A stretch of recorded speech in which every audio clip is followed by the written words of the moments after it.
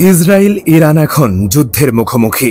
Israel ইরানে ক্ষেপণাস্ত্র হামলা চালিয়েছে, যার শক্ত জবাব দিতে শুরু করেছে ইরান। এদিকে নেতানিয়াহু আতঙ্কিত হয়ে দপ্তর ছেড়ে পালিয়েছেন। শুধু কি তাই, হামলা থেকে বাঁচতে ইসরায়েলের সাধারণ নাগরিকদেরকেও আশ্রয় কেন্দ্রে যেতে বলা হয়েছে। ইতিমধ্যে বিশ্বের বিভিন্ন দেশে নিজেদের দূতাবাসগুলো বন্ধ ঘোষণা করেছে ইসরায়েল। একই সঙ্গে তাদের নাগরিকদের বিশেষ সতর্ক থাকার পরামর্শ দেওয়া হয়েছে। 13 জুন শুক্রবার বিভিন্ন দেশের ইসরায়েলি দূতাবাসের ওয়েবসাইটগুলোতে এ তথ্য জানানো হয়। একই সঙ্গে জনবহুল এলাকাগুলোতে ইসরায়েল কিংবা ইহুদি কোনো প্রতীক ব্যবহার না করতে বিশেষ সতর্কতা জারি করেছে কর্তৃপক্ষ। যে কোনো ধরনের হামলার পরিস্থিতি হলে স্থানীয় নিরাপত্তা বাহিনীর সাহায্য নেওয়ার পরামর্শ দেওয়া হয়েছে। মূলত ইরানে হামলা চালানোর পর ইসরায়েলিদের সতর্ক করতে এসব বার্তা দেওয়া হয়েছে। তবে কতদিন ইসরায়েলের দূতাবাস বন্ধ থাকবে তা এখনো স্পষ্ট নয়।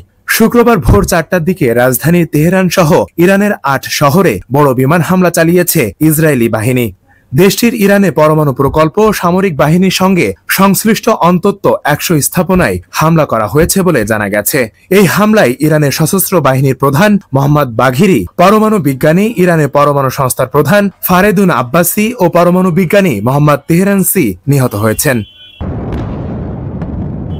ফেরদৌস সাগর, মানব কণ্ঠ।